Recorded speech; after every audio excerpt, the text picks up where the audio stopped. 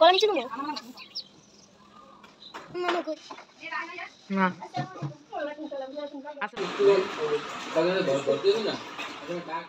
কাজের শেষ নেই, এত তাড়া। ও ভালো হয়েছে, ছোট গোল চামচ দিয়ে দুইবার গোলাগুলো দিতে হয় রুটি বানাতে গেলে। তো এটা একবার দিলেই দুইবারের কাজ একবার সারবে। সবাইকে আসসালামু আলাইকুম, সবাইকে শুভ সন্ধ্যা। অফিস থেকে আসার সময় বাজারগুলো নিয়ে আসলো যেগুলো লাগবে। আর বাসায় শাশুড়ি আসতেছে, দেবর আসতেছে, এই জন্য খুবই তাড়া। তো রাত্রে যতটুকু পারি বাজারগুলো গুছিয়ে আসলাম। ওই যে রুটি খাবে, এই যে এটা দেখাচ্ছি বলতে দেখছেন কয়েকদিন রুটি তৈরি করছি, গোলাটা ছোট গোল চামচ দিয়ে দুবার দিতে হয়েছে। আর এখন ভালো হয়েছে, একবার দিলেই বড় রুটি তৈরি হয়ে যাবে। আশা করি সবাই ভালো আছেন যে যেখানে আছেন। দেশ এবং দেশের বাইরে আপু ভাইয়া আঙ্কেল আন্টিরা ছোট্ট ছোট্ট সোনামণিরা সবাই ভালো আছেন, নিরাপদে আছেন, দোয়া করি সবার জন্য। তো আজকে আরও একটি নতুন ব্লগ রান্নাবান্না কাজকর্ম নিয়ে হাজির। তো রুটিগুলো তৈরি করে দিলাম, কোনোরকম আজকে ডিম পোস্ট করে দিব। আর সামান্য সবজি আছে, ওটা দিয়ে খেয়ে নেবে। আর এই যে জিরা পাউডার করতে হবে একটু, আজকে রেখে দেব, কালকে রোদ্রুতে দিয়ে দিব বারান্দায় আর কি। এখন রেখে দেই অর্ধেকের উপরে, চুলার নিচে দিলেও গরম হয়ে যায় যেহেতু সবগুলো পাউডার করব। আর আমি তো জানেন সবসময় সব ধরনের মশলাই পাউডার করে বাসায় তারপরে খাই। তো দুধটা ওইদিকে হয়ে গেছে ঝটপট, আজকে যতটুকু পারি রাত্রে শেয়ার করে পরের দিন সকাল থেকে আবার স্টার্ট করব ভিডিওটা। এদিকে এই যে রুটি বানানোর পর ময়লা হয়েছে কিছু, হাঁড়ি পাতিল ধুয়ে দিলাম। আর ডিম ধুয়ে রাখলাম, দেখলাম বাজার থেকে ডিম আনছে, আর 13টা ডিম ছিল ফ্রিজে এক্সট্রা, এই জন্য আবার ডিম আনছে, বড় ডিমগুলো আনছে। এখন মাঝে মাঝে ডিম একদম ছোট দেশি মুরগার মতো, আর মাঝে মাঝে বড়। তো আনার সময় হয়তো বা ডিমগুলো ভেঙে গেছে একটাই। তো এই ডিমটা দেখুন কত বড়। আর এই যে এই কটা ডিমও ধুয়ে রাখলাম, সকালবেলা পানি ঝরলে ফ্রিজে রেখে দেব। আর এখন ঝটপট দুটো ডিম পোস্ট করে দিচ্ছি। আর ওই যে বললাম হালকা না ভাজি সবজি আছে, ওটা দেখিয়ে নেবে। আর এদিকে দেখলাম তেল নেই, ভাবলাম তেলটা একবারে ভরে নেই, যেহেতু রাত সকালবেলা শাশুড়ি দেবর কখন পৌঁছাবে বাসায় জানি না, তার আগে রান্নাটা করতে হবে। রান্না কাজকর্ম যে কোনো মানুষ আসুক না কেন বাসায়, রান্না বা সব কিছু যদি রেডি করে রাখি তাহলে একটু বসে সময় দেওয়া যায়। আর যখন একটু চাপ নিয়ে কাজ করি শরীরটা একদম মাথা একদম হ্যাং হয়ে থাকে। তো যাই হোক ডিম দুটো পোস্ট করে তারপরে আমি রাতের খাবারটা অন্তত খেয়ে নিবে, রাতের ঝামেলা মুক্ত হবে আর কি। রাতের কাজটা সেরে তাড়াতাড়ি একটু ঘুমাবো, নামাজের পরে আর ঘুম হয় না আমার, 5টা বাজে। আর এদিকে মেয়ে আসছে, বিছানা ঝাড়ে মশারি টানায় রেডি করে দিবে আমাকে। চলুন আজকে রাত পর্যন্ত, পরের দিন সকালে দেখা হচ্ছে।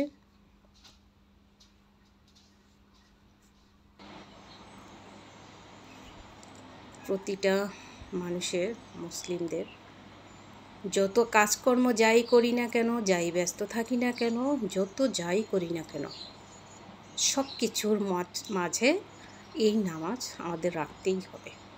যে নামাজ পরকালে সবচাইতে মূল্যবান হয়ে দাঁড়াবে। যত কাজকর্ম যত যা টার্গেটে থাক না কেন, পূরণ করি না কেন। তাই সকালবেলা শুরু করলাম নামাজ দিয়ে। সবাইকে শুভ সকাল, আবারও সুন্দর একটা দিনে সবাই ভালো থাকবেন। শুরু হলো আল্লাহ তাআলার অশেষ রহমত দিয়ে। আর এখানে নামাজের শেষে বেশি বাজে নাই, 5:30 নামাজ শেষে ব্যালকনিতে এসে দেখলাম মেঘলা বড় অন্ধকার। 5:30 প্রায় 6টা বাজতেছে। চলে আসলাম আমার প্রতিদিনের রান্নাঘরে, যেটা গৃহিণীদের এই জায়গাটা না আসলেই নয়। এখানে সকালটা শুরু হয় এই রান্নাঘর দিয়ে, আর রাতটা শেষ হয় এই রান্নাঘর দিয়েই। যাই হোক ডিমগুলো একদম শুকনা।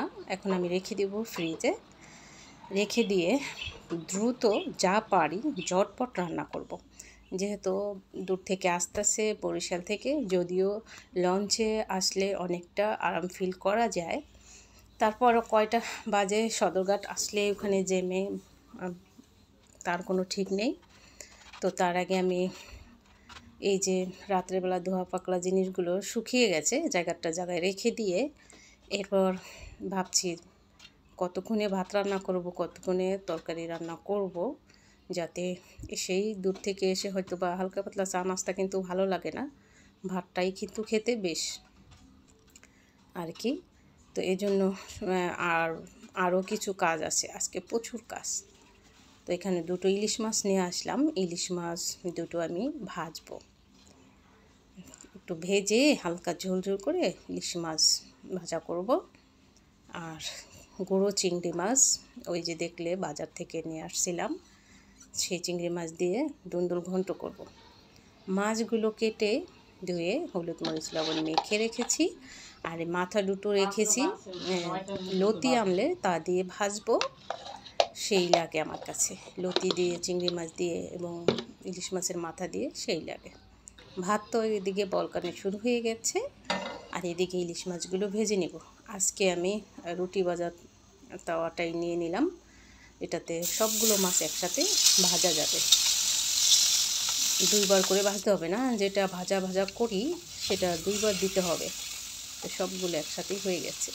মাছগুলো ছোট সাইজ, এতটা ভালো ডিম হয়নি, তেল প্রচুর তেল, আর খুব ভালো মাছ। এই ভালো মাছ সবসময় কিন্তু পড়ে না, ইলিশ অনেক জাতের আছে। চিটাগাঙ্গা ইলিশ তো একদম ভালোই লাগে না, আর আমাদের পদ্মার ইলিশে হলে তো কথাই নেই। পদ্মার ইলিশ এটা একদম আমি এখন চিনে গেছি।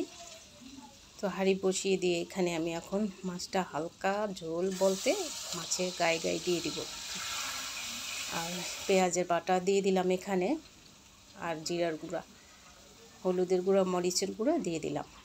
ইলিশ মাছে যত মশলা কম দিবেন আপনি অরিজিনাল স্বাদটা পাবেন। ইলিশ মাছে আদা রসুন বাটা দিবেন বা আরও কিছু দিবেন, অরিজিনাল ইলিশের স্বাদটা হারিয়ে ফেলবেন।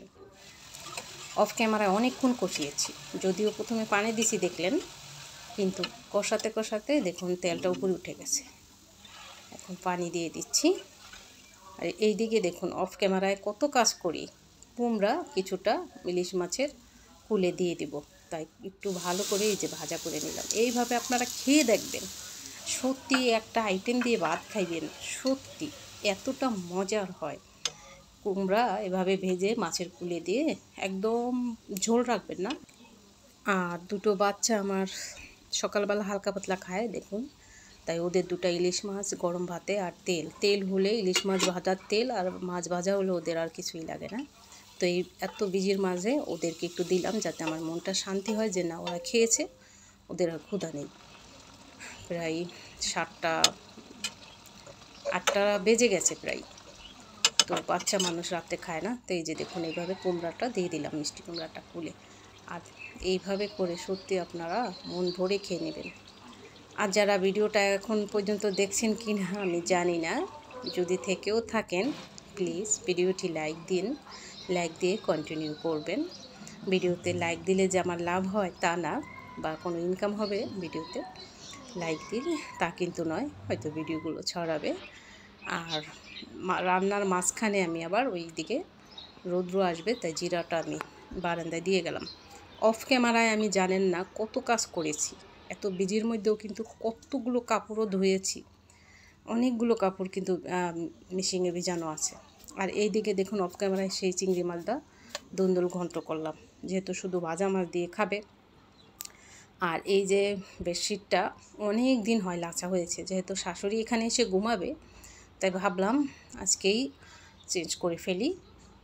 আর ঘরের ভিতরে প্রচুর আন্দা হয়ে গেছে, অনেক দিন হয় ঝাড়া হয় না, তো বিছানাটা উঠিয়ে আগে আন্দা ঝাড়বো পুরো রুমগুলো। দেখুন তাহলে আজকে আসবে, আজকে কত কাজ, তো ভাবলাম আমি আন্দগুলো পরিষ্কার করে নিই। তো যদিও আমার লাস্টে সন্ধ্যার পরে খুব খারাপ লাগছিল, মাথা ব্যথা, প্রচুর কাজের চাপ এতটা হয়েছিল, হয়তো ভিডিও মিনিটের 13-14 মিনিটের ভিডিওতে দেখা যায় কত কাজ দ্রুত করছি, একদম সহজ। আসলে না, প্রচুর কাজ হয়। অফ ক্যামেরায় তো কত কাজ করি, সবই তো দেখানো হয় না। তো বিশ্বাস করুন, পুরো ঘরে অনেক আলাদা হয়েছে। তা ভাবলাম বিছানা উঠিয়েছি, ঝেড়ে তারপরে বিছানার তোষক ঝেড়ে ঠেড়ে তারপর বিছানাটা পাতবো। আর চলে আসবে, বেশি সময় নেই, শাশুড়িরা চলে আসবে, অনেকটা কাছাকাছি চলে আসছে। তাই ভাবলাম যে এলোমেলো এসে দেখবে, তো দ্রুত আমি ঝেড়ে ঠেড়ে তারপরে পরিপাটি করে নিয়ে যাতে একটু বসতে পারি। তো রান্নার কাজ তো ওইদিকে কমপ্লিট করে আসলাম, একটু নিশ্চিত হলাম। কমপ্লিট করে কিচেনটা আমি একদম মুছে ঠুছে আসলাম। তো আবার দুপুরে রান্না আছে, সকালে এসে খাবে সেই রান্না, দুপুরে আবার রান্না আসে, হ্যাঁ, সেই জন্য আবার রেডি করতে হবে আর কি।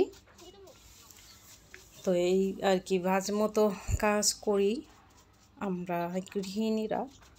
মন দিয়ে কাজ করলে, আর যদি কাজে একটা টার্গেট থাকে যে আমার এইভাবে কমপ্লিট করতে হবে, তাহলে কিন্তু হয়ে যাবে।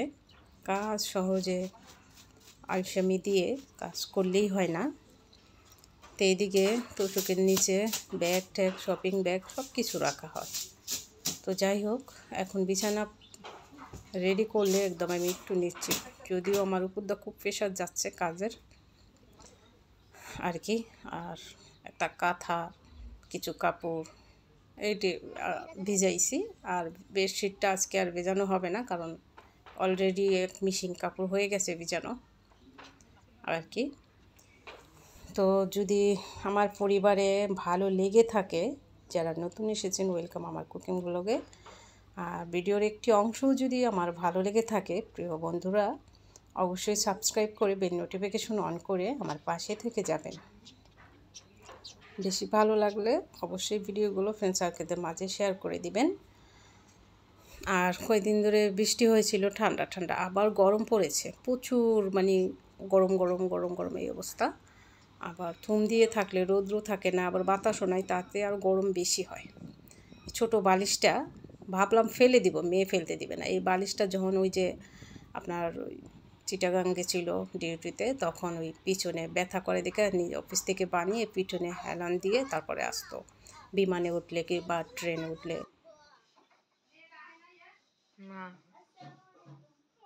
শাশুড়ি মা চলেও আসলো, বললাম তাড়াতাড়ি ফ্রেশ হন, খাওয়া দাওয়া করবেন। আমাকে বললে কি কী নিয়ে আসছে, তাড়াতাড়ি ফ্রিজে রাখ, নষ্ট হবে। তো এখানে মুগ ডাল নিয়ে আসছে, মুগ ডালটা খুব ফ্রেশ ছিল এবার। আর পালের হয়তো দেশি মোরগ, মুরগি আর কি, ওই দেশি রাওয়া কোনটা? এই যে এটা ব্রয়লার এই দিবে।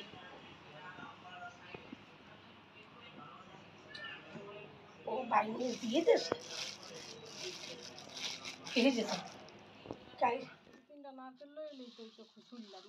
যাই হোক, বরফ ছেড়ে গেছে, যদিও একটু আসতে সময় হয়েছে, 9টার পরে বাসায় আসছে, নাহলে বরফ কিন্তু থাকে। তো এদিকে আমি তাড়াতাড়ি করে ফ্রিজে রেখে ফ্রেশ হয়েছে, এদিকে আমি খাবার দিয়েছি, নিজেও খাচ্ছি। 9:30 বাজে। তো এই সময়ের মধ্যে কত কাজ সেরেছি বুঝতে পেরেছেন। তো আজকের ভিডিও কেমন হলো অবশ্যই কমেন্টস করবেন। ভালো থাকবেন, সুস্থ থাকবেন। আসসালামু আলাইকুম, আল্লাহ হাফেজ।